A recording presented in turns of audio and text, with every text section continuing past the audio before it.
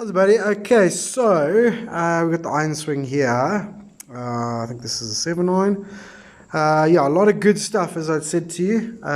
Look, the setup is very athletic, but it's just a little out here and there. So, to me, your height and natural plane, that club is set a little bit low. I'd like your hands a little bit higher, and that face is definitely a little bit shut. Okay, so compared to your driver, the feet and the shoulders are better, but this face is definitely a little bit shut. Okay, and then the hips are just a little bit deep here. So we're just a little bit deep, and we can't really maintain these angles throughout the swing. And that's causing most of the little inconsistencies. Okay, so swing plane and swing work, sequencing, all that type of stuff is actually really good, mate. Okay, takeaway, very good.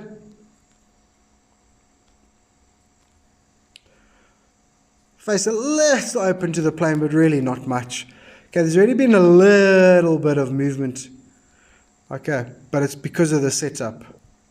Okay, set the club just absolutely beautifully. It's just so good here. Okay, and now you can see how you're starting to stand up a little bit out of your posture as we get deeper into the backswing. Okay, so in a neutral position, face a little across the line. Okay, quite a big change now in this angle from where we started, and the right knee obviously changed its flex as well. Okay, so these are the movements. Now obviously from there we then disconnect a little bit, and then it gets a little bit worse. And we can see a little bit of tilt happening here. Okay, a little bit of extension of that right side and tilt. Okay, just an unnecessary move. Okay, so then from there we start down, but as we try to regain our posture, okay, watch the shoulder plane here. There you go. So as the shoulder tries to regain its posture and the left shoulder moves out, that's what kicks that club a little above the plane. Okay? And now we've had quite a big change now in the spine angle, distance from the ball, as well as the right knee flex and hip orientation. Right. Honestly, I think we can just start with our legs and forward bend in this position here, and then it's much easier. Okay, quite tall anyway, so yeah, and you've got an upright swing, so this is much easier to do than trying to create and maintain all of that knee flex and then still maintain your forward bend at the speeds that you're swinging the golf club. So that move is caused by that little overswing from the right side extension, and then as you regain your posture with the shoulder plane, that's what kicks the club or the arms a little bit over the top. Okay, swing plane itself is actually quite good. It's just way too above the plane. Okay. We'll talk about it if you understand what I'm saying. Right, and then from the side-on view, you'll see then from here, you then have to kind of drop the right side to try and get the club into a better delivery position. So you kind of have to do a driver move where the right shoulder drops under the left, and you increase the back tilt, and that is all to try and get the club on plane. Okay, so you're working really hard in this part of the swing to get the club on plane. Leg work is brilliant. Okay, it's not where it started, that's the issue. Okay, but we can neaten that up so easy. So a lot of this is cause and effect. Okay, I'm just doing the full analysis for you, and obviously I'll simplify all of this for you. But a lot of it's cause and effect. It's going to be much easier than you think. Okay, and then because of that, because you're now dropping to get the club on plane or on line late, it's just not quite synchronized. Okay, and then we get the... It's obviously above the plane there, but on line, and then we get the flick. Okay, so look how much rotation is in that right hand. Okay, and then even more, that club is shut right down. Okay, so if you're a little bit late on that, that's sort of starting a hair right. And if you're a little bit early, that's starting on line and going left. Okay, we can see those arms crossing over quite a lot. You can see how shut the face is there. Okay, so you can see that stance for a 7-iron way too wide. You can even see from here the face a little bit shut. Okay, Stance with maybe aiming a hair left on this one. Looks like the feet are a touch open as well, but still, it's not matching. But the stance is too wide. That sneaks the ball position a little too far back. Okay, but it's all to compensate to try and get the club online. So, again, beautiful trigger, takeaway. Okay, we'll see the change in height here. There's your little lean. There's your little lean. Okay, and then as we regain the shoulder plane, and we can see that those hands kick a little outside the line or over the top, whatever you want to call it. Okay, and then because of that, we now have to drop the right side. So here, you're nicely on top of your legs. Okay, but because of that move at the top, now we have to drop the right side. Okay, and we get ourselves with quite a lot of back tilt for a 7-9. Okay, it's a very good driver. That's a very good driver or 3-wood position. Okay, we'd want to be way more stacked with a 7-9. Okay, and not have that back tilt there with a 7-9. Okay, so the low point is going to be out, and obviously the face rotation is going to be a little inconsistent. Okay, so this is the kind of comparison we're looking at here. Okay, similar trigger and takeaway. This is Adam Scott a few years ago. Okay, obviously a bit shorter. That's fine. I'm not too worried about that as long as you maintain your angle. So watch how it maintains. But use a different color here. Check how it maintains this angle as he finishes the backswing. This is where you start to lean a little bit. Okay, and then because of that, he can just press forward on top of his legs.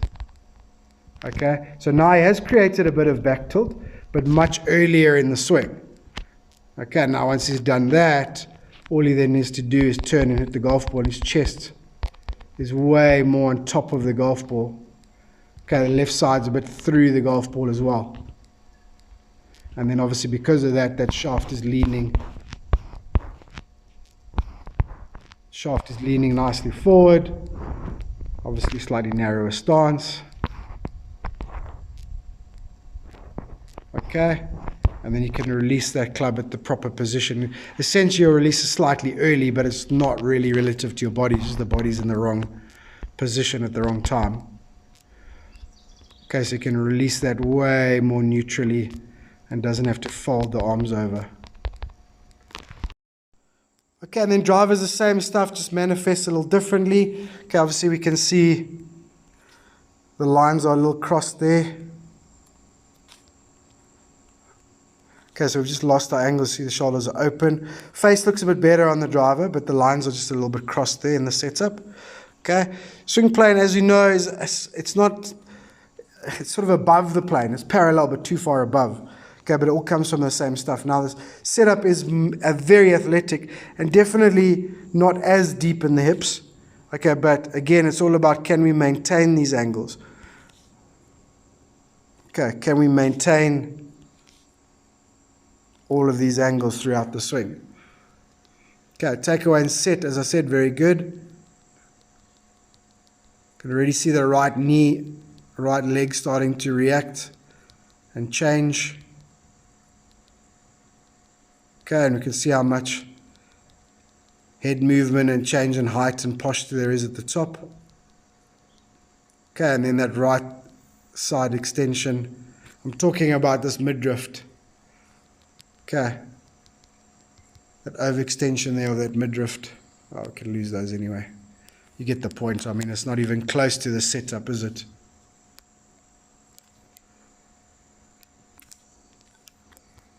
Okay, and then because of that, as we regain the shoulder plane, okay, then the club is way above. Okay, so it is a bit worse with the driver.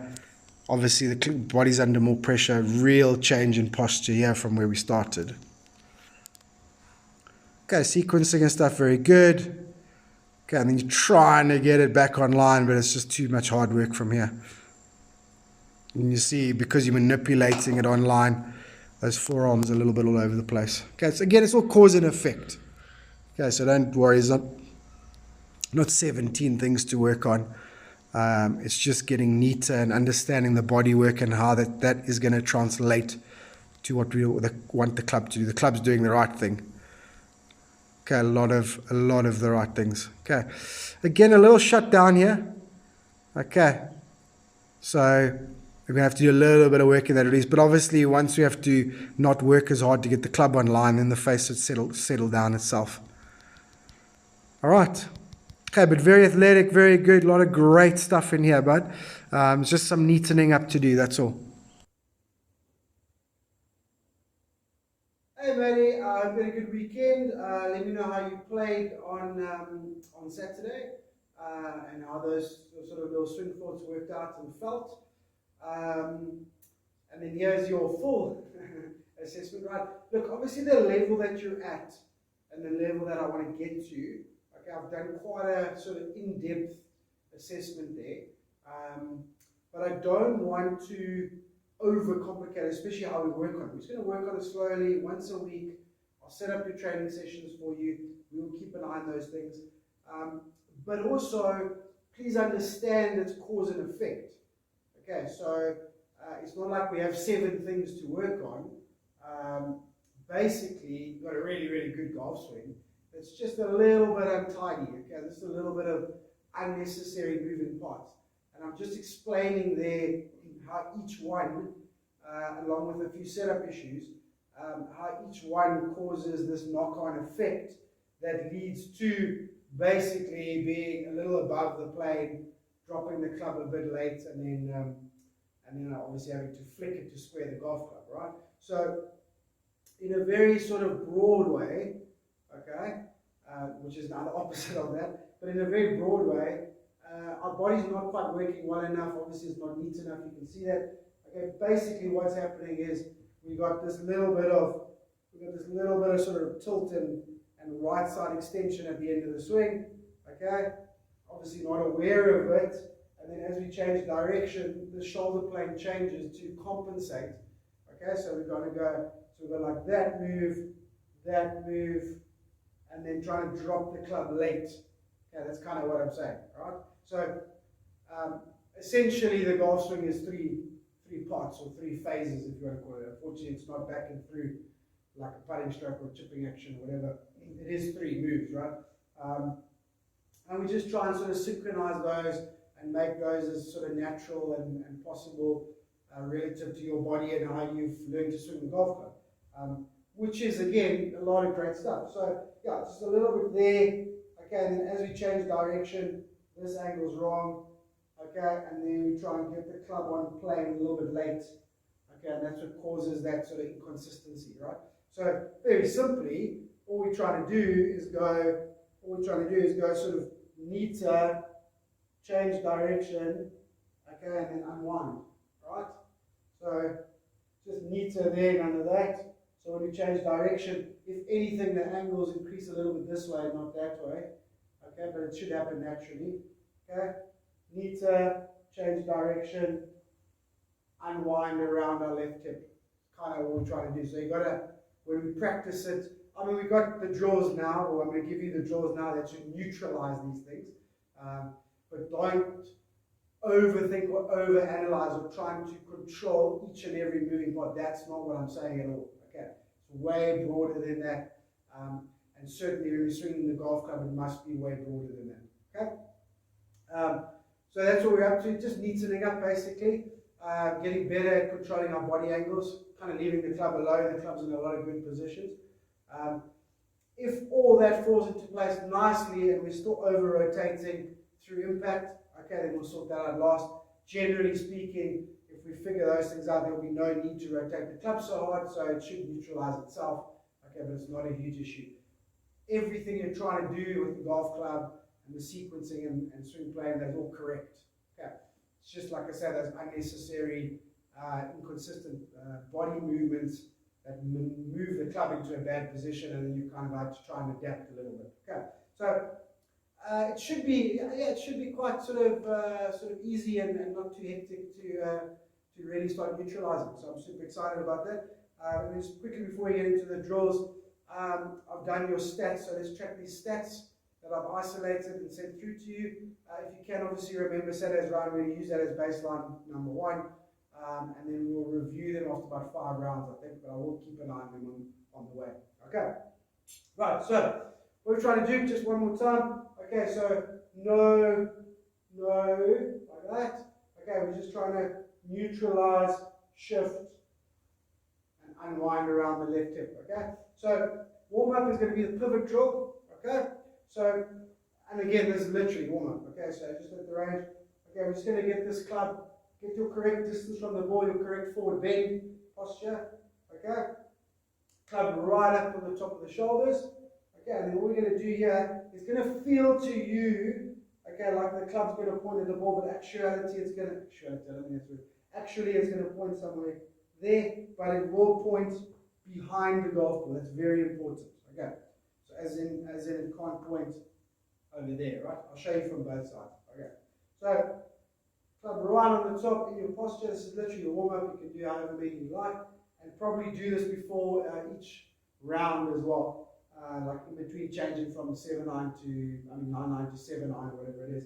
Okay, so we're trying to keep this as neat as possible, so no moving or changing in the knee flex, no change in height. Okay, we just turn our shoulders, resist with the right leg. Okay, and see if we can complete our shoulder turn, keeping this angle as close to the original angle that it was at. Okay. Alright, just over and over and over. Okay, really focus on the golf ball.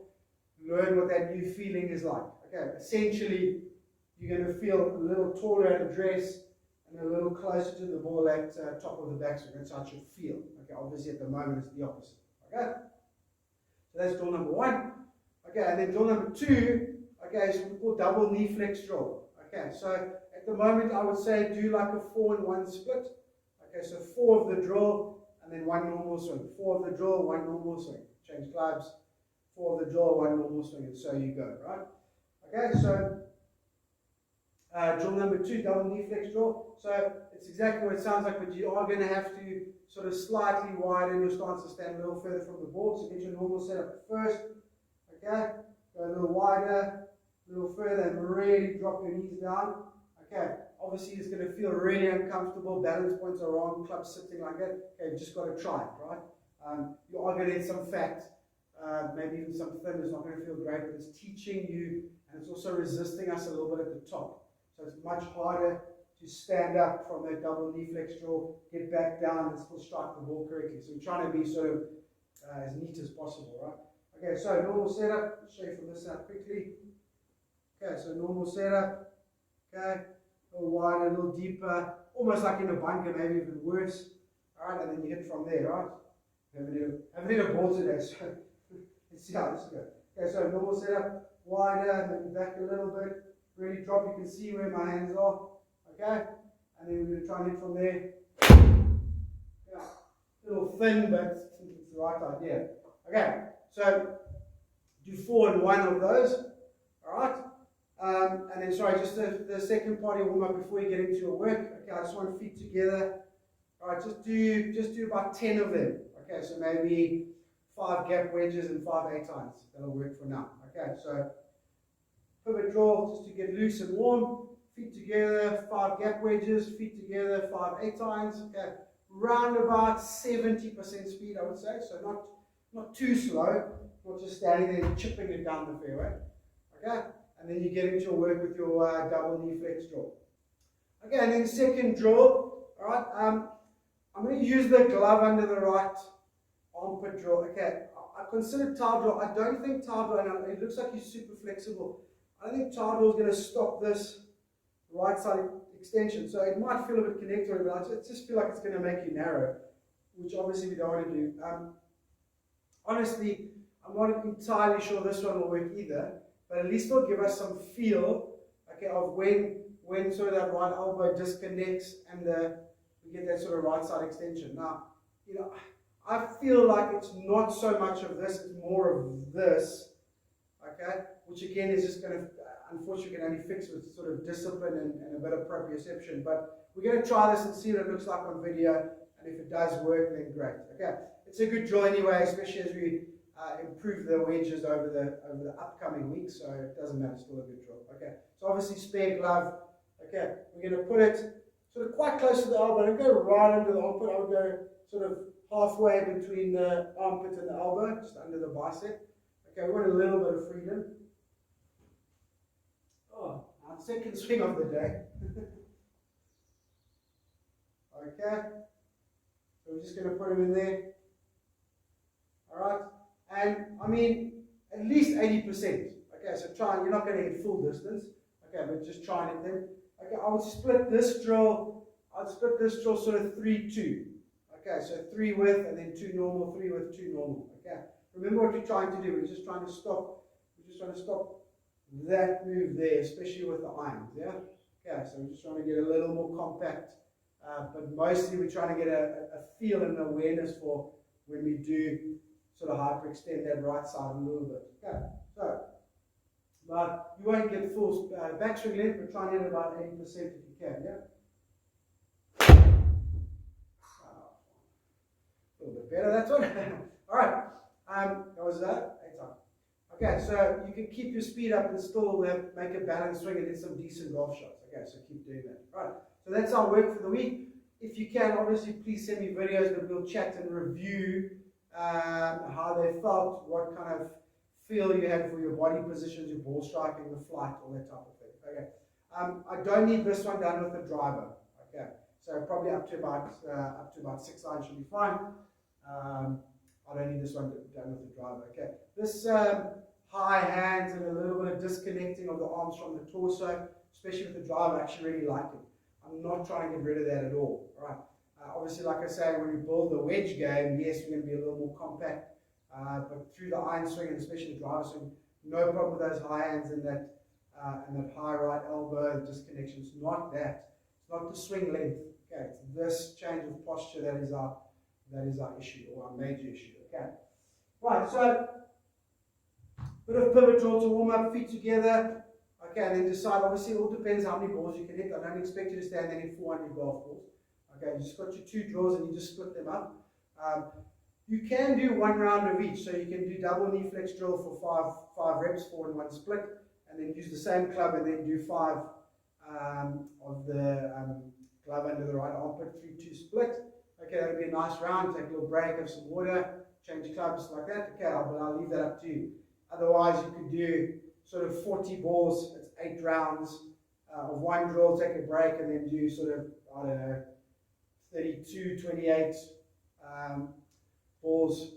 Okay, 7 or 8 reps of the other one. Okay, either way you want to do it is absolutely fine. And then obviously you finish off with drivers. Drivers is field and target practice. Okay, right. So the last thing, I mean, actually the first thing, but the last thing. Okay, so we're just going to fiddle with this setup a little bit. Okay, again, right now, especially drive, I really like the setup, and I'd rather see if we can learn to maintain those angles rather than get sloppy with the angles. Okay, so all I want for now is with the irons, I just want you to come out of your knees a little bit. Okay, possibly push the weight a touch further forward, and just basically stand a hair taller, right? Now I'm not talking taller sort of straight up. Okay, just from where you're at, you're quite deep there, hands a little low. So I just want you to push out of your knees, push the weight a little bit more forward, and just get the hands higher. You can see I'm still maintaining, okay, my forward bend, my chest is still over the golf course. So I don't want you going here, okay? I just want you to come out of your knees, out of your heels. Just lift your hands a slightly, probably less than what I'm showing you. Okay, and then just get still over the golf ball. Okay, so again, I wouldn't worry too much about that with the driver. Just do that through the wedges and irons. Okay, so from your normal setup.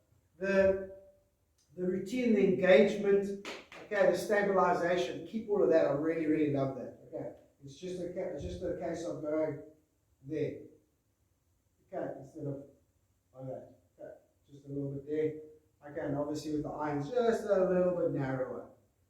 Okay, so we're just going a little bit narrower and we're just going here. Alright, and then from there obviously you get to work. Now, obviously you can't do that in double knee flex draw, so that's half of your session, you don't even have to worry about it. Okay, again, any setup changes always feel uncomfortable at first. Okay, so we're not going to push it or force it too much too quickly. Okay, it's going to make subtle changes, review how those changes felt, but also what did they do to your golf swing, and then what did they do most importantly to the golf ball, to the strike and the flight and the dispersion. Okay, Right, not all videos are this long, but obviously it's your first one, okay? So good luck, and if you have any questions or whatever, drop me a WhatsApp or a call and we'll discuss it. Otherwise, we will chat on Wednesday after your session. Thank you, Maggie. Looking forward to the work.